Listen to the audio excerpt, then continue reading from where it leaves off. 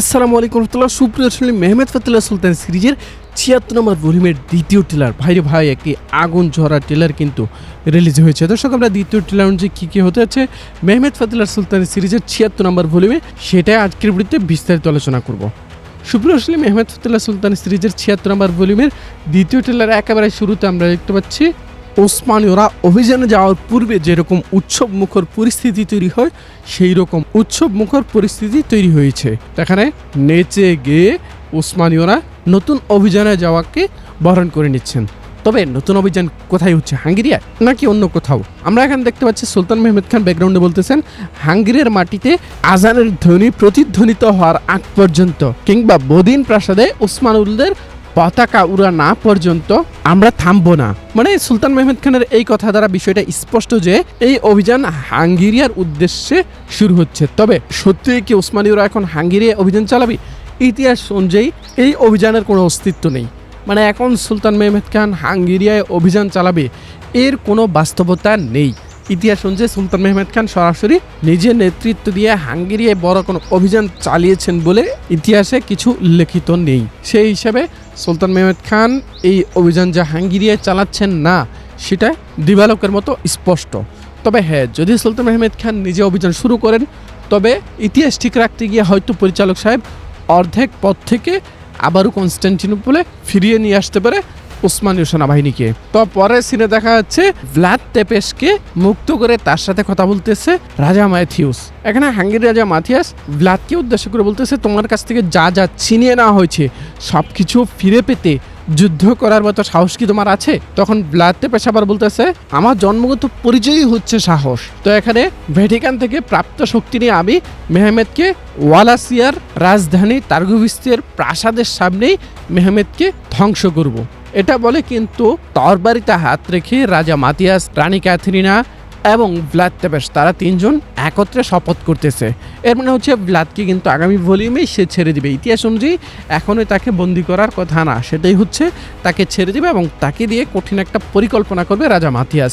হয়তো সৈন্য সামগ্রী দিয়ে উসমানীদের বিরুদ্ধে যুদ্ধ করার জন্য ভ্লাদকে পাঠাবে রাজা মাথিয়াস। তো এর পরের সিনে যেটা দেখতে পাচ্ছি, বাহাদুর পাশা কিন্তু অবশেষে হাতিজের সাথে সরাসরি সাক্ষাৎ করেছেন এবং এখানে বাহাদুর পাশা বলতেছে, প্রয়োজনে জীবনের শেষ নিঃশ্বাস পর্যন্ত আমি তোমার জন্য অপেক্ষা করব। তো হাতিজে এবং বাহাদুর পাশার বিষয়টা সামনে আসবে, তখন আমরা আলোচনা করব। তার আগে দেখতে পাচ্ছি সকল পাশারা একত্রে দিওয়ানে আলোচনা করতেছে, যেখানে সুলতান মেহমেদ খান অনুপস্থিত।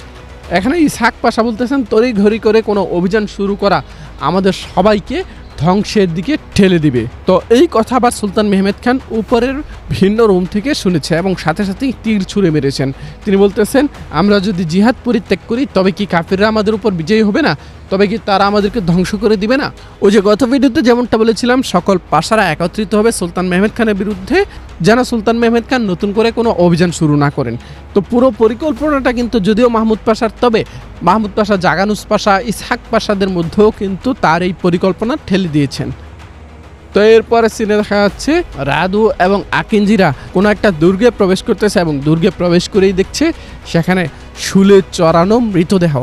মানে ভ্লাদের আলামত, ভ্লাদ যে বেঁচে আছে সেটা কিন্তু এই সিন দেখলেই তারা বুঝতে পারবে। মূলত ভ্লাদ ওয়ালাসিয়া আসবে এবং ওয়ালাসিয়া এসে ওয়ালাসিয়ার তার্গুভিস্তে ছাড়া, মানে প্রধান প্রাসাদ ছাড়া অন্যান্য যে প্রাসাদগুলো আছে সেই প্রাসাদগুলো এক এক করে জয় করে নেবে। এবং এরপর দেখতে পাচ্ছি তার্গুভিস্তে অর্থাৎ ওয়ালাসিয়ার প্রধান প্রাসাদেও ভ্লাদ তেপেস আক্রমণ করেছে এবং শেষ পর্যন্ত সিংহাসন দখল করে নিয়েছে। আমরা ব্যাকগ্রাউন্ডে শুনতেছি রাজা মাথিয়াস বলতেছেন, তার বুকে জ্বলতে থাকা প্রতিশোধের আগুন এতটাই ভয়ঙ্কর যে যা সমগ্র ওসমানীয় সাম্রাজ্যকে ছাই করে দিতে পারে। মানে আগামী ভলিউম থেকে কিন্তু ভ্লাদের যে প্রকৃত ইতিহাস, তার যে ভয়াবহতা, সেটা উঠে আসবে। আগামী ভলিউম থেকে ভ্লাদকে আমরা অন্যরকমভাবে দেখতে পাবো।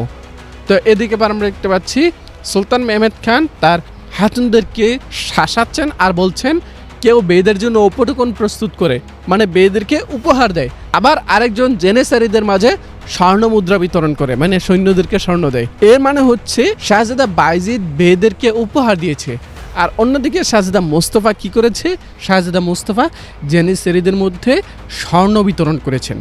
তো শাহজাদাদের এই কার্যকলাপ সুলতান মেহমেদ খানের কানে গিয়েছে, আর সেজন্যই তিনি ক্ষিপ্ত হয়ে উঠেছেন এবং বলতেছেন, তোমরা কি সিংহাসনের জন্য উত্তরাধিকারী নির্ধারণ করতে নিজেদের কাঁধে দায়িত্ব নিয়ে নিয়েছো?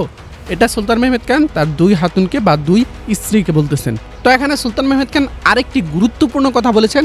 তিনি বলেছেন, আমাকে এমন আইন প্রণয়ন করতে বাধ্য করো না যেই আইন প্রণয়ন করলে সন্তান হত্যাকে বৈধতা দেওয়া হবে।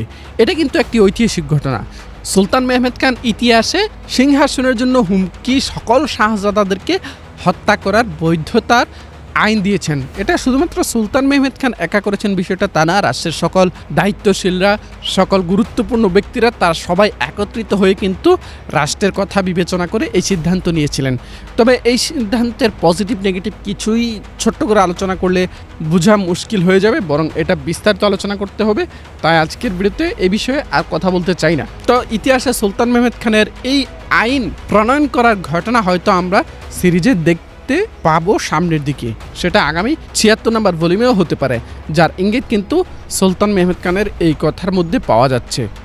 তো এরপরে সিনে দেখা যাচ্ছে বাহাদুর পাশার সেই হাতিজে এবং সন্তানকে বন্দি করেছে ভ্লাদ তেপেস, আর বন্দি করে বাহাদুর পাশাকে তাদের কাছে টেনে নিয়ে গেছে। এখানে বাহাদুর পাশা ভ্লাদের কাছে অনুনয় বিনয় করতেছে যে তাদেরকে তুমি ছেড়ে দাও। তো এখানে ভ্লাদ তেপেস বলতেছে তাদেরকে ছেড়ে দিব, তবে তোমার কাছে আমার একটা চাওয়া আছে, একটা শর্ত আছে। কি শর্ত? তুমি সুলতান মেহমেদ খানের সাথে বিশ্বাসঘাতকতা করবে। তো এখানে ঠিক কি ঘটবে? এখানে খুব সম্ভবত হাতিজা এবং তার সন্তানকে মেরেই ফেলবে ভ্লাদ তেপেস। তবে বাহাদুর পাশা এই জায়গায় সামনাসামনি বা মুখে মুখে ভ্লাদের সাথে একমত হতে পারে এবং তাকে দেখাতে পারে যে তিনি সুলতান মেহমেদের সাথে বিশ্বাসঘাতকতা করেছেন। পরবর্তীতে দেখা যাবে যে তিনি আসলে বিশ্বাসঘাতকতা করেননি, যার কারণে তার উপর মানে বাহাদুর পাশার উপর রাগ ঝাড়বে ভ্লাদ তেপেস, মানে বাহাদুর পাশাকে হত্যা করবে। তো সামনের ঘটনাগুলো কিন্তু খুবই ইন্টারেস্টিং ঘটনা ঘটতে যাচ্ছে, আর সেটার আভাস কিন্তু পাওয়া গেছে 76 নম্বর ভলিউমে 2য় ট্রেলারে। তো যাই হোক দর্শক, সবকিছু মিলিয়ে ছিল আজকের ভিডিও। দেখা হচ্ছে আমাদের পরবর্তী ভিডিওতে, সেই পর্যন্ত আমাদের সাথেই দেখবেন। যারা এখন আমাদের চ্যানেলটি সাবস্ক্রাইব করেননি, এখন আমাদের চ্যানেলটি সাবস্ক্রাইব করে পাশের বেল আইকনটি বাজিয়ে দিবেন। আসসালামু আলাইকুম ওয়া রাহমাতুল্লাহ। বিশ্বস্ততার আরেক নাম JM telecom. Earbuds, Bluetooth, smart watch, headphone সহ আরো অসংখ্য মোবাইল গ্যাজেট পাবেন আমাদের এখানে। আমাদের ফেসবুক পেজ অথবা স্ক্রিন দেওয়া হোয়াটসঅ্যাপ নাম্বারে যোগাযোগ করে কোনো প্রকার অগ্রিম পেমেন্ট করা ছাড়াই সারা বাংলাদেশের যে কোনো প্রান্ত থেকে একদম ঘরে বসেই আমাদের পণ্যগুলো কিনতে পারবেন। বিশ্বস্ততার আরেক নাম জেএম টেলিকম।